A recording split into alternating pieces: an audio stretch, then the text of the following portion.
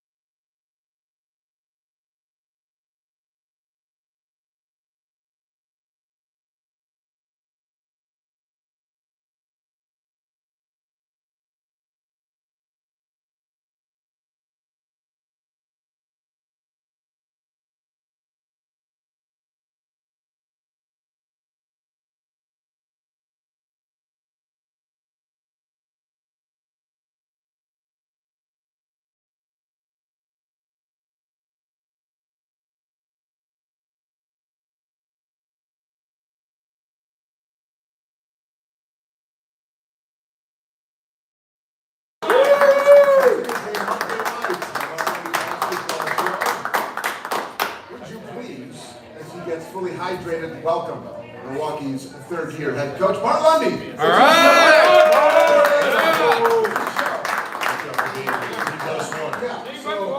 You want to tell the backstory of Team Bus One because we have signage now for Team Bus One. Real quick, it's a book by somebody smarter than me.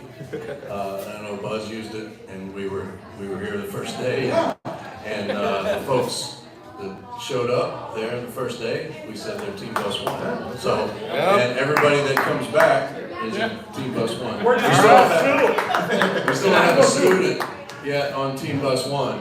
We still don't have a student yet on Team Bus One. But at some point, we want every game for the next 10 years, we'll get a student on it. Yeah. As long as the bus is full. I just want the bus full, and it is full. The bus is full. All right, well, look, it's filling up. It should be. After the week that you guys put together, and we'll get into both games. Big picture, how would you describe the last 7 days of what your team did on the floor?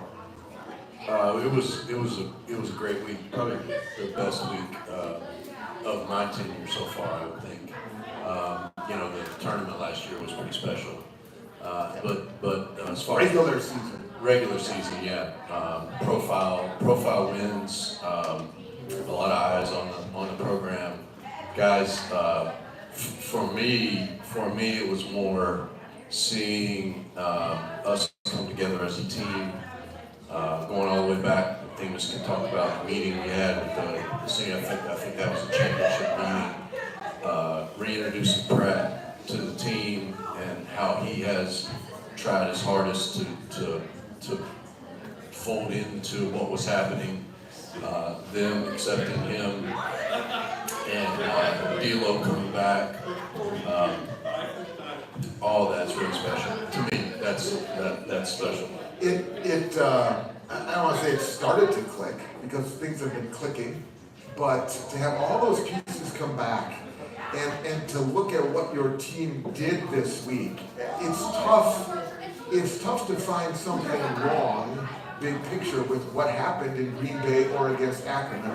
I know, 22 turnovers. But look, Coach, like I said to you yesterday, or I said during the broadcast, the fact that you guys committed 22 turnovers makes everything else even more amplified in how impressive you were. It's like that one black check mark makes everything stand up by the fact that you hung 100 on Akron and you hit 11 threes and you controlled that game. I know they made a run, but you controlled that game even with the turnover bug that bit you. It almost like that negative makes everything so much more positive. It's weird that way. I actually did not know I know a lot of numbers. I did not know that was the first time we had scored 100 since I've been here in Division One. I did not realize that, and first time in 20 years. And a regulation too, no overtime. Yeah, and but that's, as we get better, that should be normal. We play fast. If we don't turn it over, we probably score 110, 115 if we shoot it like that. So. Gotta keep going. Okay, so let's work backwards here, because yesterday, MK tip-off at Fiserv Forum. First of all, it was a great day for Panthers basketball, obviously. It was a well-run event. It was a great venue. I know that the guys enjoyed it, obviously, playing in that venue and on that floor. What was your biggest takeaway from the day as a whole, collectively? My biggest takeaway was that I saw the community in the city of Milwaukee come out and really support us. I don't know, we had our core support there, but I don't know if people looked around, but there were executives, there were Donald drivers. Yeah, basically. So it was great to see the city come out and support not only that event, but the Panthers, and that to me was what will stand out. And then even though the stands weren't full, I thought the way the arena was run, it felt like there was a big crowd, and that was good for our guys. Our guys were jacked up to play. I guess we can let it out the back if we did get in there the night before to get shots up. So thank you to Peter Fagan with Fulks who made that happen. MATC had their graduation. They turned the court over. We got in at 9 p.m. They were still putting the goals up. So, do we hit 11 threes in the first half? We don't hit those shots. I don't know if John Gross would want to hear that, but water in the bridge at this point. Eric Pratt is back. He was your best three-point shooter a year ago. We know how talented he is, and what that means for your team collectively from deep. Still, that said, what you guys did over the course of those three halves, two at Green Bay in the first half, 23 threes, right? Yeah, 23 threes in three halves. Pratt is a factor, and I don't want to underplay that, but what else did you see unfold over the last two games when it came to the three ball? Well, I think having Pratt does a couple of things. It allows our other guys to see the ball go in. We were getting to the point where everybody was so tight about making threes. And really, KP and AJ and Themus are drivers at heart. They can all make threes. They're all good shooters, but they're drivers at heart. And Eric really is our he's a three-point shooter at heart. He can drive it. They're all catch, pass, shoot guys, but he really opens it up for us. And those guys see the ball go in, and the pressure's gone. So it's amazing how that works. I'm sure somebody has some psychology degrees in here. Things can tell us how that works. But when you see the ball go in, it makes it easier on everybody else. So, and then, Themus goes, whatever, he went in the second half. I think he scored 10 points in the last 6 minutes. But that lane opened up because it happened. They had to say, we got to take away threes. And they did. We didn't make one in the second half, but the lane opened up because they weren't collapsing. There have been other teams here, and there are other teams around the country where, okay, we hit 11 threes in the first half, and we're up by 13. So what is our opponent going to do? They're going to take away our three-point shot and force us to do something else to beat them in the second half. And we don't know what that other thing is. And because we can't hit threes, because they're defending the arc, humana. I don't know. And then it starts to steamroll in the other direction. I think the way you guys won that game in the second half, I mean, you hit 11 first half threes. You only had 2 attempts after halftime. You were 0 for 2 after halftime. You found other ways to still score 42 points after halftime, and not a single of the 42 coming from 3. The ability to be multi-dimensional, to have the weaponry to go, okay, you're going to take that away? Well, then we'll do this, and the other thing. That's special stuff. Yeah, and that's what having a really good team is about. You know, you've got different ways you can play. Like, we can play a grinded out game. We can play a fast game if we take care of it. Part of that in the second half, we got in transition, and I watched your broadcast. It was excellent, by the way. But we had a lot of opportunities, at least 5 opportunities in the first half where we didn't capitalize on their turnovers or ball rebounds, where we had a broken floor, where we had an advantage. And we capitalized on those in the second half. And then we're able to get downhill because they stuck to the shooters. It was really obvious. And, you know, the good thing about our guys, they stuck to the game plan, because if you saw the progression of their offense, they made that run. But then we did a great job keeping them away from the threes. They still made 8, but they're making 13 a game. Right. And they only got 20 off, and they're usually getting 32 off. Second most makes per game in the country. Yeah. So you had to take that away, and you had to take away the offensive rebounds. And if you watch the end of the second half, as it got close, they started taking what we call 1-2s. So those pull-ups, and they made some of them in the first half, and they probably made more than they should have. But you can't live on that. You know, they live on the rim and threes. And so we were able to finally keep them away from the rim, take away the threes, and they started shooting the pull-ups. And eventually those dry up, and that's when we made the run. Michael Stillwell is the Horizon League Player of the Week. First time he's won that award. It was also announced, and I know many of you here know it, but if not, and those of you watching, hello on YouTube and listening as well on the Varsity App Network, that Michael Stillwell was named the Lute Olson National Player of the Week.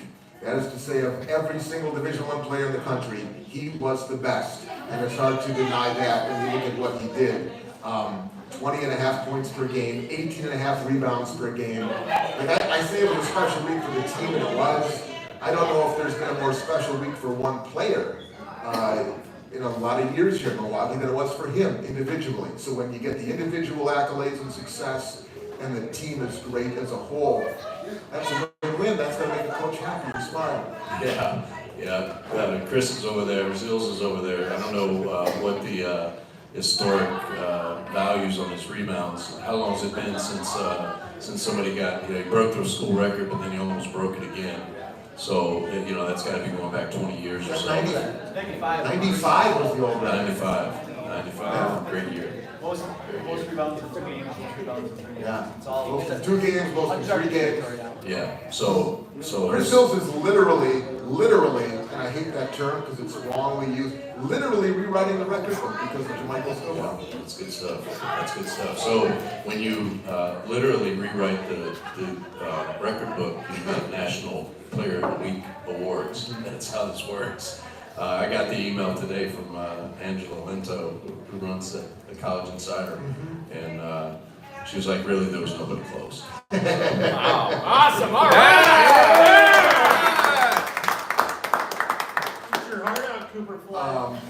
Yes, that's right. I think Cooper Flag won it last Last week. Last Last week was Cooper Flag. But and Who's he play for? as we Anthony who? who is that? Anthony? I think it's Duke. as we sit here right now, J. Mike has more rebounds than Everybody in the country. Is he number one? He's number one right now as we sit here tonight. He's yesterday. He has more rebounds than Michael Stillwell. Who's the number one? Who was the number one? Do you remember? Auburn. Oh yeah, Broom. Yeah. That's total rebounds. There's a kid from Idaho State who's number 2 in total rebounds. Really? Broom is 2 per game. Get this, in total rebounds. Horizon League has 3 guys in the top 10. Really? Fulgaris from Robert Morris Wow. is I think 6th or 7th, and then there's one of the new guys at IU Indy, who I think is 8th or 9th. So I don't know, the Horizon League is showing off. Alvaro Fulgaris. Careful. Let's take a quick break. Still to join us in a little while will be Themus Fulks. He knows something about Player of the Week honors. He got that honor a couple of weeks back. He is also the conference's leader in assists, so we'll talk to Themus in a little bit. When we come back, we do it. I mean, I know it feels like forever ago, but we do have to spend some time talking about you handling the first chapter of the Doug Gottlieb era. And isn't the Gottlieb era going well? Back in a couple of moments, the Lundy Basketball Show continues.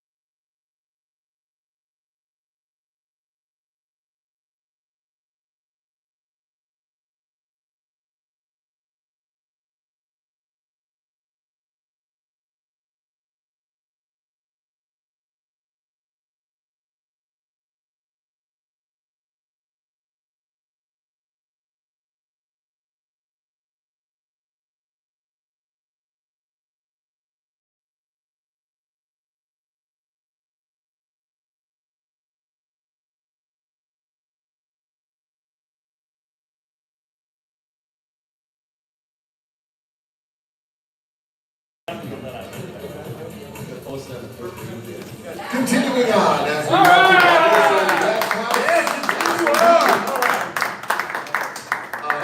this is the rowdiest bunch we've had through our first 3 shows of the year. T-Bus won, and the plan is to get this thing rowdier, and we'll keep it going here as we take a little holiday break, and then we'll be back in earnest in January and take it all the way through Indy. I want to do this show from historic Corteva Coliseum. Don't call it Indiana Farmers Coliseum anymore, they changed the name. You think we'll be playing Fulgaris? Alvaro Fulgaris. You're going to see him twice, actually, Coach. That's why we before use that numbers time. in the scouting. You know, I was just talking with somebody, who was I talking to about that, how coaches speak in player numbers. Yeah. And as far as I go, from a broadcast perspective, I'll see a number if it's the opponent, and I'll see the face, and then I go face. And then in fact, you could probably, I couldn't tell you half of our own guys' numbers. Yeah, It's crazy that way. too. I have numbers with the scouts, but I literally heard Themus Fulks say that 3 days ago, that he doesn't know them by the names, only by the numbers. You only know numbers, not name, yeah. I just know faces. Yeah. Faces. That's interesting. Hey, Yeah, whatever works. Okay, we do have to spend some time, and Themus Fulks will join us in the next segment. We do have to spend just a couple minutes talking about Green Bay. 88-67. The Panthers win again in Green Bay. I think that's 8 out of 9, either 7 out of 8 or 8 out of 9 in Green Bay. It's been a good run in Titletown for you guys. That was I think their coach called it an ass whooping. I think that was the term he used, so I'm just quoting their coach. It was impressive, that was fun, and kind of like yesterday, it was a full team effort. A lot of guys did a lot of good stuff. Yeah, they did. I'll leave him to describe it. But we were happy with the performance. We could have finished it out a little better. I think we were up 29 at one point. And we talked to the guys about that end of the game, taking that seriously, because we want to win the NCAA, the bid to the NCAA tournament, and then we want to have the best resume we can. And we jumped 11 spots the next day after that win, but we probably jumped 15 or 20 if we keep that lead. So it was a great team effort. The guys were absolutely amped to play. The juice from last year definitely was there. Was it? Yeah, I wasn't sure. As coaches, we were gonna bring that, but a lot of new players. I asked you about that. BJ's not here.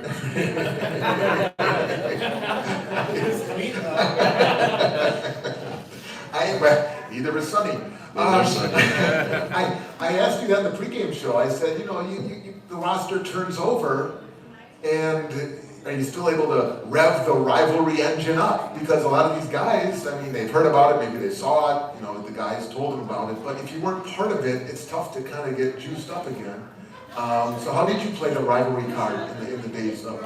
Well, we told them the truth. I went through the whole thing. Like, this is what happened. Altercation before the game. What I did on the radio, and then what they came back and tried to accuse us of later on. How it blew up. How we responded in the locker room. How we responded on the floor. And then, what's funny, and I don't know if Themus was part of this, but I know AJ told me, I've never really had a rivalry like this. There aren't a lot of rivalries out there. You've got some, but he was amped up because I got a rival game. This is cool. Let's go at it. We just gave him all the information, and KP and Faison, those guys, those returning guys, they told him, how they felt, and we were ready to play, no doubt. Jermichael was for sure ready to play. Yeah. Whether it was that game or the other game, what is it about the way Jermichael rebounds that impresses you the most, or what do you see he's doing right now that maybe I don't see or fans in general don't see? Well, we talked about this a little bit last time. It's the work he does before he gets the rebound. He is the ball goes up and he is on the move. Obviously, there's a lot of innate ability to watch the ball and know where it's going to come off. And then his other than just toughness and will to go get it, his skill comes from he does it before, as soon as the shot goes up, on the rise of the shot, he's moving. If you watch film, it's incredible. He is getting the advantage, and then at the end, if he gets a fingertip on that ball, he's going to get the ball. It's one of those things where I see the ball go into a group of people, I know who's coming out with the ball. And it's like that old thing when I was growing up, the coach used to tell me, hey, when you get in trouble, throw it to the tough kid. Themus, when you get in trouble, throw it to the tough kid. He's going to come up with the ball. Jermichael comes up with the ball.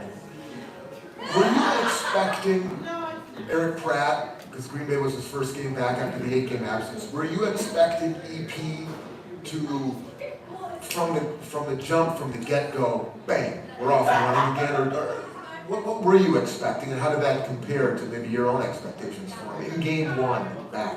Yeah, absolutely. I think he felt like he had to prove it to those guys that he was willing to play a role, that he was willing to come in, and he would help us win. And I think in his mind and his heart, like I have to do this. And he did that. He's done it 2 games in a row. It's really propelled us. It's opened up the floor, opens up the lane for Themus. The value is there, and so I fully expected it to. I went back and forth. Am I gonna bring him off? I think I brought he and Johnny off, as the first subs. And I debated whether I was going to do that or not, but I said, for us to be really good, he's got to come back, and he's got to be a real part of this, and we got to accept him back and get him back in the fold, and he did it, and we did it, and it's been good. Getting guys back was also the theme of this week. I mean, when I consider and we talk about how special the week was, and looking back at this Green Bay Akron week as something where maybe things really congealed when we get into much. One of the big reasons is who came back for you. Eric Pratt, like we've talked about. Danilo Jovanovic makes his much highly acclaimed Panthers debut after that ugly elbow injury that kind of sidelined him, obviously, and set back his progress. It's good to get Maurice back as well. Good to get Maurice back out there and available to you, and he got in the game. But let's go back to D'Lo for just a second. And folks who have followed the local high school basketball scene remembers a few years ago what he did at Whitnall. But for people who don't, they're going to learn about him now in real time, and they have through the first 2 games. What do they need to know about D'Lo, and what have they maybe already seen a glimpse of even as recently as yesterday? Well, if you're from Wisconsin, he was number 2 in the voting for Mr. Basketball as a senior in high school. He was a high major recruit. He was on the Final Four team at Miami. He's transferred to Louisville and then to here. He's seen a lot of high-level basketball. He hasn't played a lot of minutes. Got hurt at Miami. Didn't see the floor a lot at Louisville. But he is a high IQ. Tough, good rebounder, good skill, inside, outside, can play a lot of positions, understands everything we're talking about in the scouting report. He hasn't practiced much for 2 months, a month and a half, and I don't worry that he's not going to know a play. I worry some guys don't know the plays and they're in practice every day. But D'Lo's got the plays, and he's understands our schemes. Physically he's still getting there with his wind. I thought he had a couple of defensive breakdowns in the game as it went on because he got tired. But as that comes on, he's going to help us more and more. And he gives us a place we can go with the ball, whether it's on the elbow, whether it's on the block, and he can score it, as you saw, and he can throw it out. So he's got a lot of skill. We saw, to the block work, you saw some of the moves around the basket, and I've said this about AJ McKee this year. The closer he gets to the basket, the slower he gets. So many guys, they rush, they're quick, I gotta quick get this thing up before somebody tries to block my shot, or whatever the case may be. And I noticed D'Lo around the basket, methodical, slow, composed. Things are slowing down and everything else is going fast around him. Yeah, and that's what good players do. They slow their finish. I was just working Leon out, and he slows his finish. Go 100 miles an hour, slow your finish. If you look in the NBA, the best players, they drive you really hard and they slow their finish. And D'Lo's really crafty. And one of the things our fans will find out, he's got a little fadeaway jump shot from about 10, 12 feet that is unstoppable. Everybody on our team knows if you let him get to that shoulder and he fades away, I shouldn't get a sky report. That's a bucket.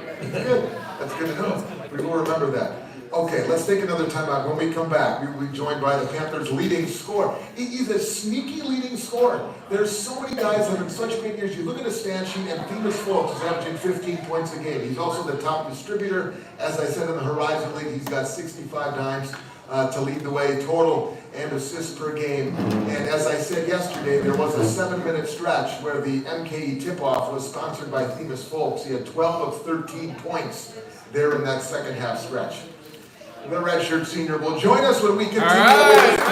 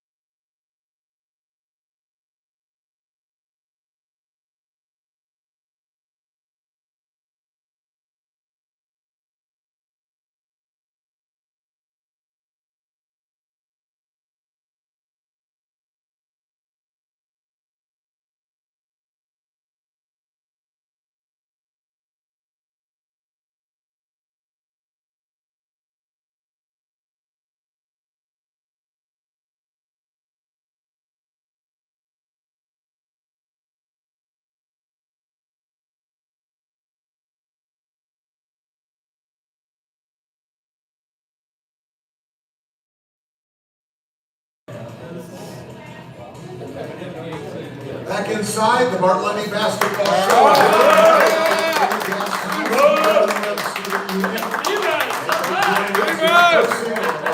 Listening on the Varsity Network or watching us on YouTube, hello mom.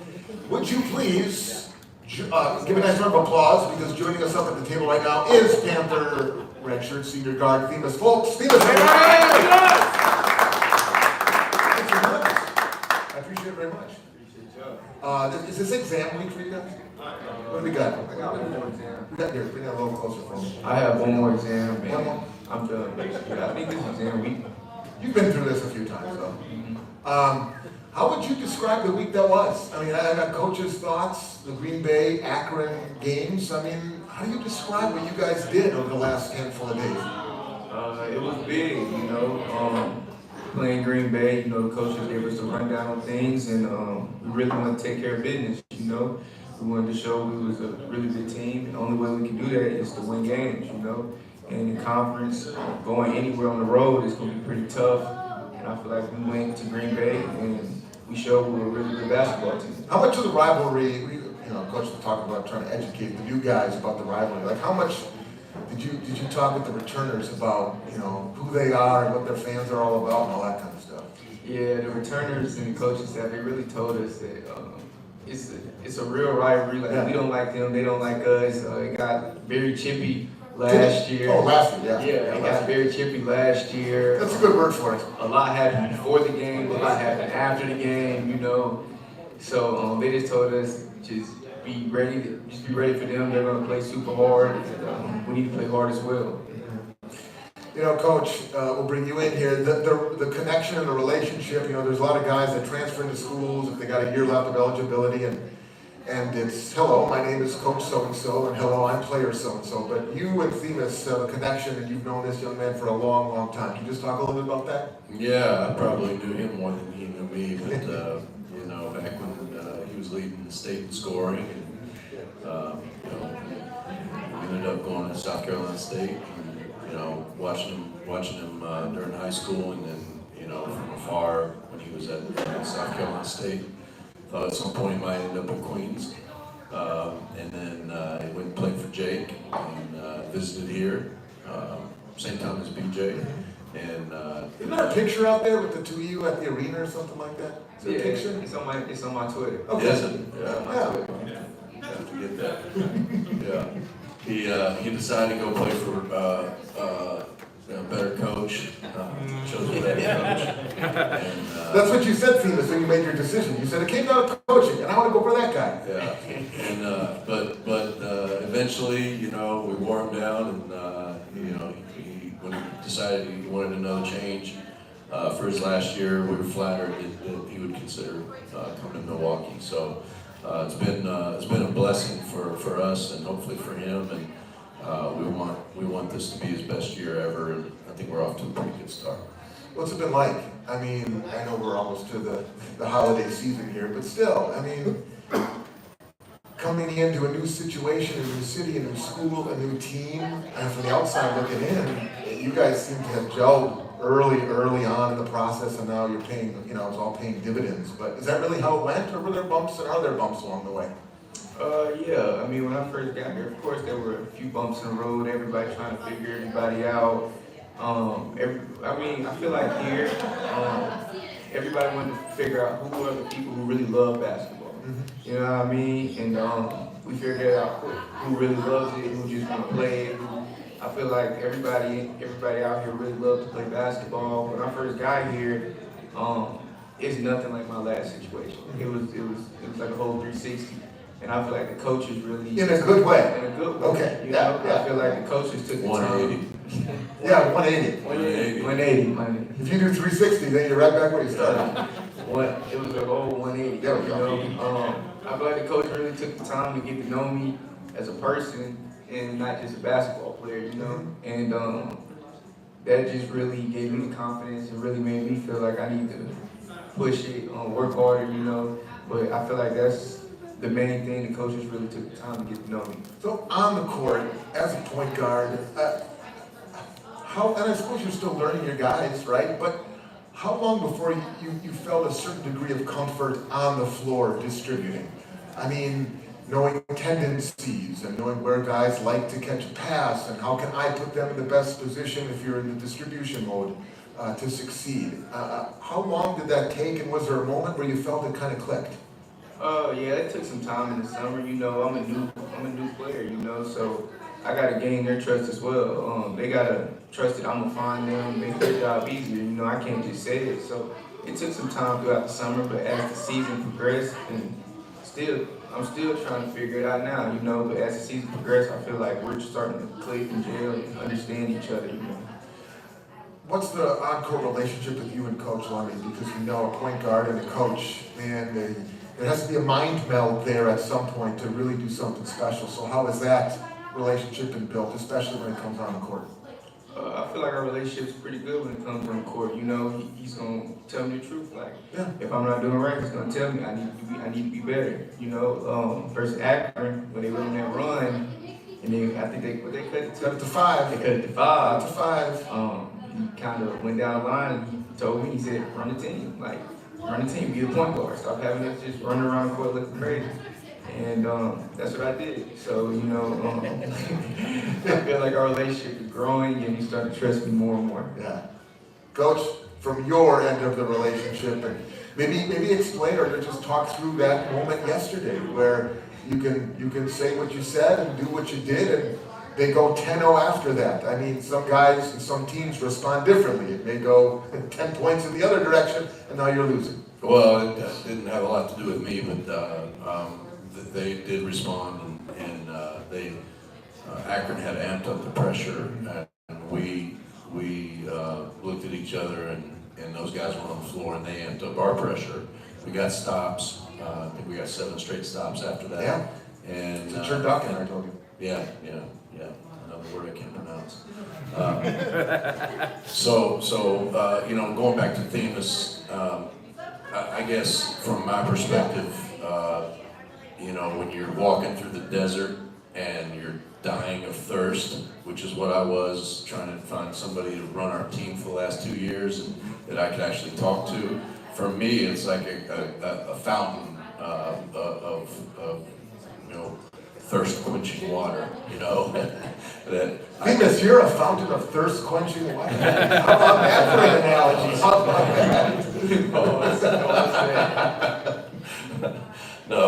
No, really. You go back for the last 2 years, I don't think, I call it every play. Unless BJ called his own play. But I call it every play. And now, you know, I don't think Themus appreciates, you know, but he can look at me and go, hey, let's run this. I see this, and to me, what he sees has immense value, and that's the gold of having, you know, a guy out there that can think the game and verbalize what he sees to me, and we can get on the same page and, you know, kind of make this thing work. And it is much more difficult than it sounds. Everybody wants to have that, and everybody wants to have that, but it is more rare than you think. Well, and it again is made somewhat unique by the fact that this is your first year of the two of you working together. I mean, what you just said, Coach, how you just described it, it sounds like, yeah, he's a redshirt senior, but he's been here every step of the way, and so have you. Not every relationship works that way. I mean, with a newcomer and a coach, it's special that way. Yeah, you get, and I hate that Themus really hasn't had this in his career, I think. Over a course of years, guys that I've had at that position, you know, it's almost becomes nonverbal. You know, you can put them in situations, you know that they know what's happening. Somebody's icing a ball screen. You know, hey, we're going through clear. You know, they know what we're trying to accomplish. You know where to get the ball, and it becomes second nature. It's we call it the words we use, but basically it's a shared language between everyone in your program, and it's at a higher level with the point guard and the coach. And I don't want to get too far in the weeds, but Themus is a high level thinker. And the thing about Themus is he understands all his teammates. Like he watches, he's an observer. He watches everyone, and he takes everything in. and that's good. So sometimes if you have some falseness to you, he can go at that. So he's got to be a little more accepting of people because they he finds their flaws too, but he is very observant and as a point guard, that's a great trait. Let me take a quick break. I want to come back because you have an NCAA tournament pedigree. Themus. You've seen what has to happen to reach that next level, individually and collectively as a team, and I'll be curious to get your thoughts on what you see with this team. And maybe we have some traits that are certainly heading in the right direction. So we'll get into that in just a second. Stick with us, more of the Bart basketball show. Themus Fulks joins us as well here on the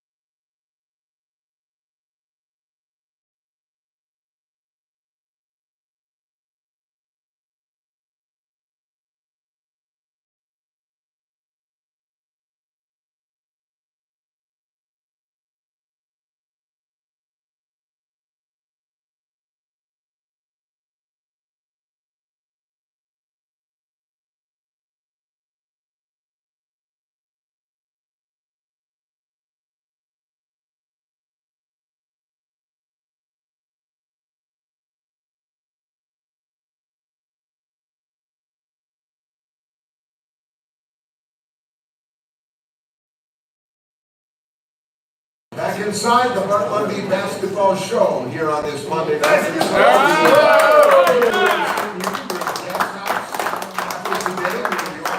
27th of January, so we will see you again in 2025, and then we'll be with you every step of the way, the rest of the way. Themus Fulks has kind of joined us here for tonight's program. Okay, so going to break. We mentioned the fact that a couple of years ago you're starting point guard on an NCAA tournament team down at Louisiana. Have you allowed yourself to think about some of the characteristics, the traits of that team, of that season, and how things and variables might match up with this year's team and maybe this year's season? I mean, do you see some similarities? And if so, what might they be? I'll be honest, this team and that team are two totally different teams, Sure. you know. And I'm not saying that I'm on this team, but I honestly feel like this team is better than my team at Louisiana. We play together as a team, but like here, like any given night, anybody can be a 20-point scorer. You know what I mean? Like our team is so dangerous because you just don't know like how do you stop us?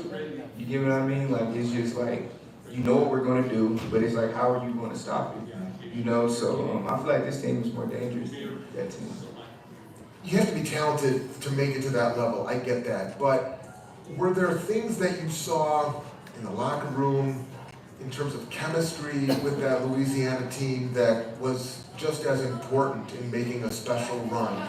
The off-the-court stuff, yeah, I mean, the stats, this year's Panthers team, I'll take your word for it, is better than the one that made the tournament with you a couple of years ago, but some of those intangibles, what are the things you saw then that maybe this team has, or maybe this team's better there too?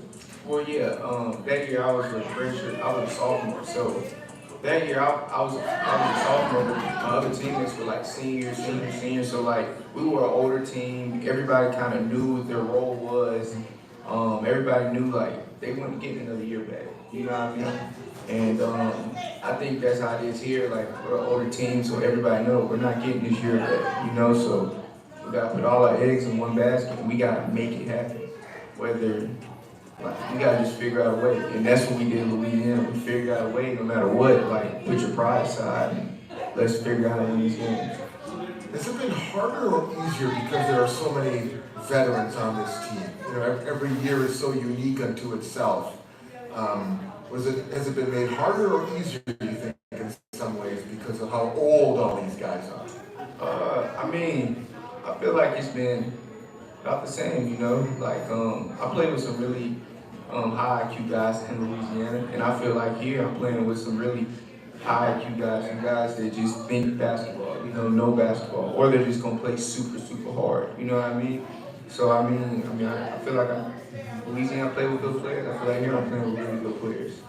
As you got to know your teammates this year and still get to know them certainly to some extent, are there, and maybe Coach you can weigh in on this too certainly, are there, I don't want to say bad habits, but there are guys who come in and they've played a certain way or they have certain traits or they do things a certain way and now they're a Panther for the first time and maybe the way they do things isn't what you'd like or tweak this or that or the other thing. And having so many old guys on the team, he's called you old guys by the way, that isn't my term. Coaches said we're a bunch of old guys. Can that be tough to break the mold? Yeah, Coach, I've been playing this way for 3, 4, 5, whatever it might be. And now you're saying I gotta change something? Like, I'll ask you, Coach, first. I mean, has that been hard in some ways? As talented, as experienced as everybody is? I think everyone has to sacrifice a little bit, Yeah. you know, and that's part of it. But I don't think that our system is so rigid that we don't let guys have their game within what we do. And I think that's one of the things I learned a long time ago is that if you have a system where this is my system and you have to fit all the way in there, that's to me that's not the right way to go about it. You know, Themus has a different skill set than some of the other point guards that I've coached in the past.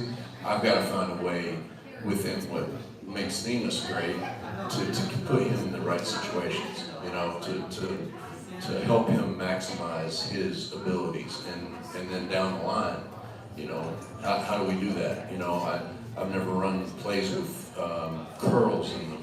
I'm not a big wide pin down, but right now I'm seeing that we've got a couple guys on our team that are good in that situation.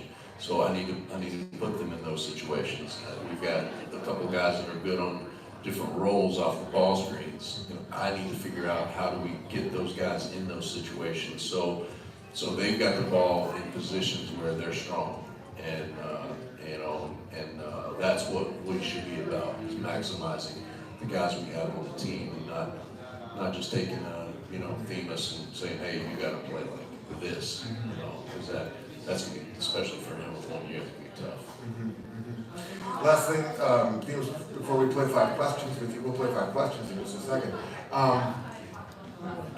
What's the most important thing right now when you look at the schedule? I said this to you, I think, in the post game yesterday. You guys played yesterday. You won't have another game until Sunday. I know it's not an off week. You won't have another game until Sunday, and then it's the Christmas holiday, and then you'll have a game on the following Sunday. So you've got 3 games spread out over 3 consecutive Sundays. How do you guys stay sharp? What's the key to staying focused? What is the most important thing maybe in the practices that you want to get from a player's perspective to keep this thing pointed in the direction that you guys have done, especially in the last week? I mean, we practice hard every day, so I feel like we're gonna be sharp regardless. Like we're gonna practice hard. We're gonna practice. We're gonna play our brand of basketball. We're gonna work about ourselves probably this week. You know, try to get better. Look at film. Try to get sharper in this aspect of the game. This aspect of the game. Coach is gonna break things down for us. But at the end of the day, we're gonna focus on ourselves this week. And we know conference is coming up. We want to win conference. Like you said, we're an older team, so I mean everybody knows like we gotta win these games. So I mean I feel like everybody's gonna be looking forward and ready to conference play. Real quick, Coach, how do you approach this? knowing the way the schedule lays out, and how hard do you go, or do you take your foot off the gas a little bit? What's kind of the plan here? Do you want to unveil it to Themus, or is this secret? Should we not go down? When he said I'm honest, I'm not smart enough not to be honest. So, he knows I don't have a way of taking my foot off the gas. Like, we're either going to not practice or go hard. Yep. Yeah, there's only one way to play, and hopefully Liam's off the phone listening to that. There are a couple things here at Milwaukee that are pretty cool, though. I've touched on it with the team, but haven't gotten into it in depth. So this week we have exams, and we've got some guys that really need to buckle down and finish that up. So that takes a little bit of priority. So we'll do a couple individual workouts this week where it's not the team, and then we'll have team practices in between where we go hard and we rev up, and we go hard and you can't lose your edge. We work too hard to get the edge to lose it. But one of the good things that we can do is we have such a long winter break here that these guys all want to be professional basketball players, right?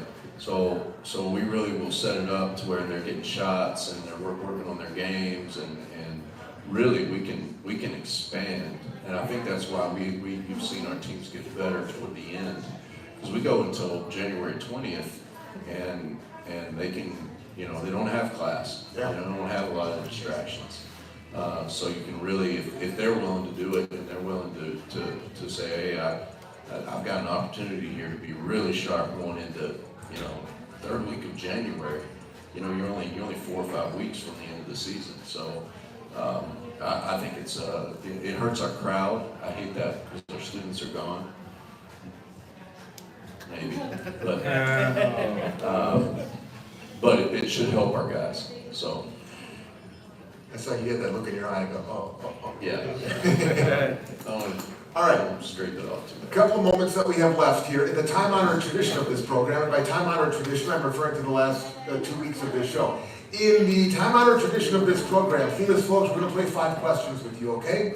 Don't overthink it. The first answer that comes to mind. Here we go.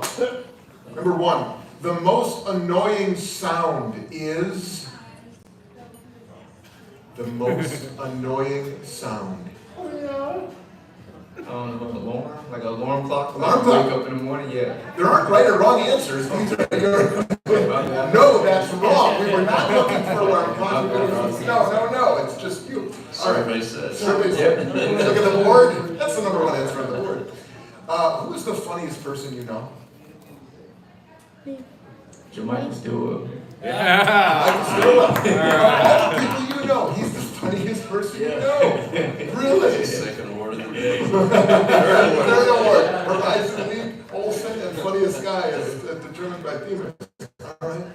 We'll have him on the show at some point. We're going to tell him, all right, make us laugh. That's what we do. Number 3, would you rather take a 5-hour bus ride or a 2-hour plane ride?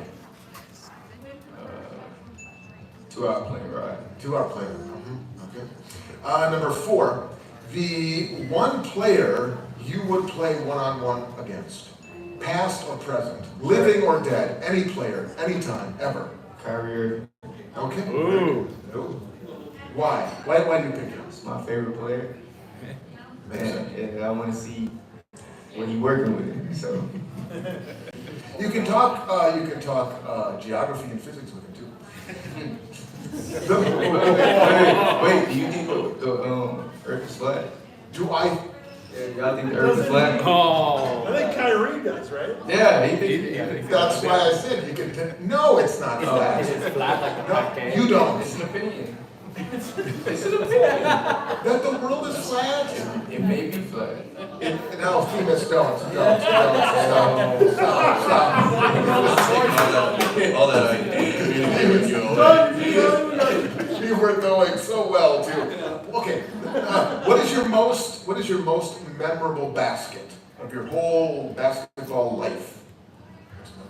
The first one that came to mind, I was in high school, and we played against a rival, and I went through the baseline, and I just threw it up like at the sky. Yeah. And I think it was like a tie ball game, it was up 1, and it went all the way up to the sky, and it just went straight in, and the whole crowd was like clapping. You did. All right, that is memorable. And the bonus question, bonus question. Who is the most famous celebrity you've ever met? Most famous celebrity. And going to a concert or something like that, that doesn't count. Somebody on stage, that doesn't count. Anybody you've ever met, saw them at a restaurant, maybe at an airport? Should always be looking for celebrities in airports, by the way. Always be on the lookout for celebs in airports. But who's the biggest celebrity you've ever met? I don't know, I probably met somebody super famous, right? The first person came to mind was Waka Flocka. I met him in the airport last year. See? You need it, you need it. Who's that? Waka Flocka. I don't know why. You met Donald Driver yesterday. Yeah, no. Okay, that was just yesterday. All right. Themus, folks, congratulations, all the best during exam weekend. Keep it rolling. He's a top 20 assist man in the nation, too, by the way. Themus, folks.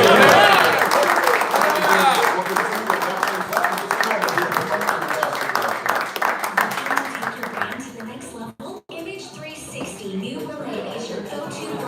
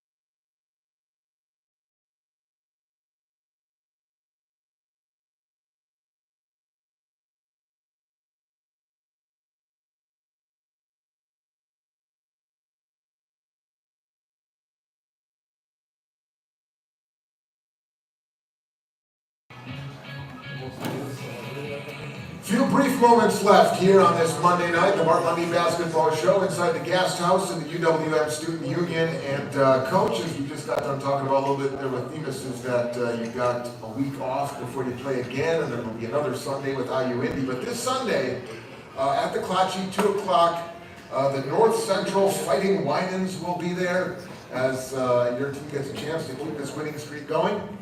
Tell us about the way the week kind of lays out a little bit for you in terms of the prep process, maybe. Well, Mike convinced me to play this team, so his job's on the line. Oh, baby.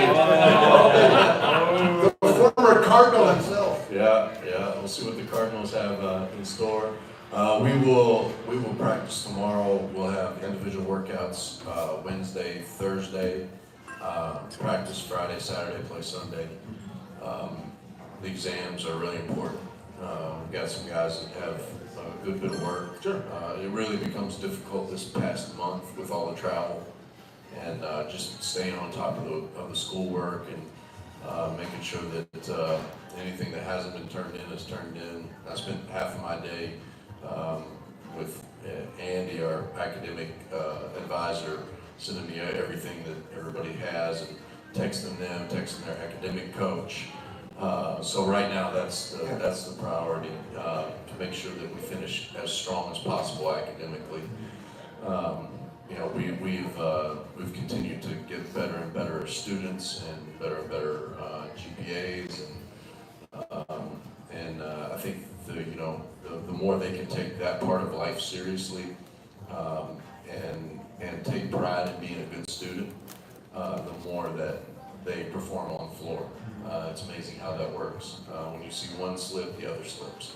So hopefully they'll buckle down, study so hard that the Angels could do no more, and make some good grades.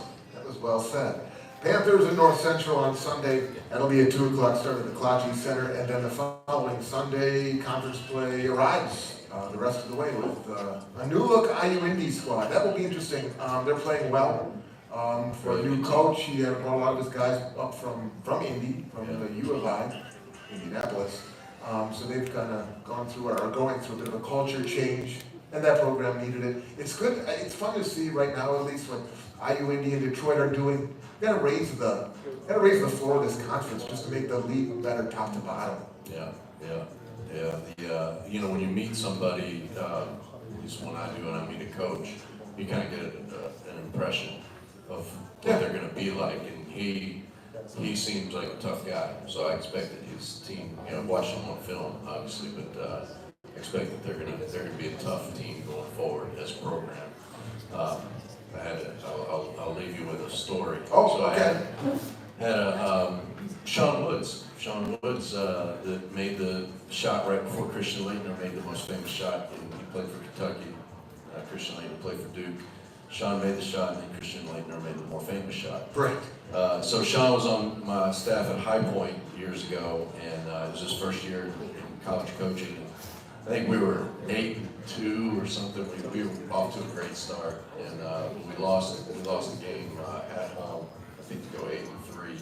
And we're in the locker room, and I was young then, so I just stayed around until all hours of the night, talking about every game, every aspect of the game. And at one point, he had played for Patino, and the staff that he played for was Patino and Tuggy Smith and Herb Simbeck and Billy Donovan, I think, was there. So unbelievable staff. And he was like, he always said the wrong word. I just don't say the word so they're not wrong. But we call them Woodsisms. Okay. So he got into this fire and brimstone speech about coaching, and he goes, I think he was trying to get on me. He's like, Coach, great coaches have an aroma. And I was like, you mean an aura?